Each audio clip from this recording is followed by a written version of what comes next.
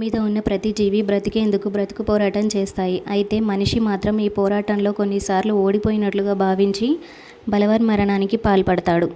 మనుషులు ఆత్మహత్యలు చేసుకోవడం చాలా సాధారణ విషయం. మరి మనిషి కాకుండా మరి ఏ ఇతర జీవి ఆత్మహత్య చేసుకుంటుందా?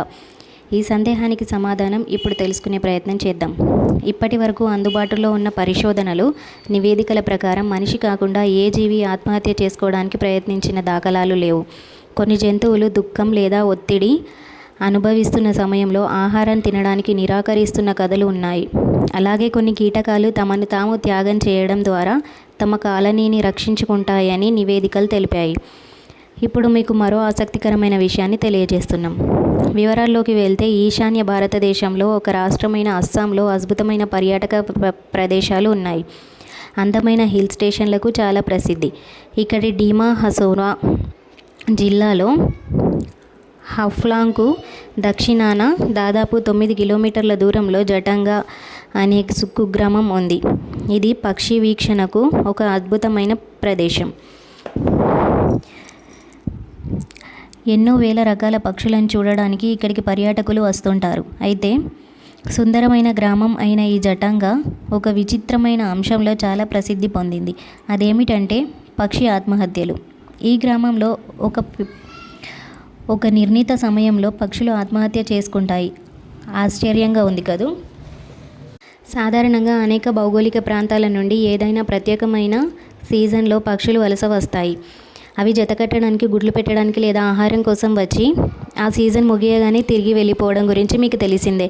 అయితే జటంగాకు మాత్రం పక్షులు ఆత్మహత్య చేసుకోవడానికే వలస వస్తున్నాయని కథనాలు ఉన్నాయి. ఆగస్టు నుంచి నవంబర్ నెలల మధ్య ఇక్కడికి వలస వచ్చే పక్షులు ఆకాశం నుండి దూకేస్తున్నట్లుగా నేల మీద పడి ప్రాణాలు పోగొట్టుకుంటున్నాయి. చాలామంది పక్షి శాస్త్రవేత్తలు, పర్యాటకులు ఈ వింతను చూడడానికే ఏటా ఇక్కడకు వస్తున్నారంటే నమ్ముతారా? ఇక్కడి గిరిజన ప్రజలు ఒక కొండ ప్రాంతంలో ఏదో దుష్టశక్తి ఉందని, అందుకే పక్షులు ఆత్మహత్య చేసుకుంటున్నాయని బలంగా విశ్వసిస్తారు.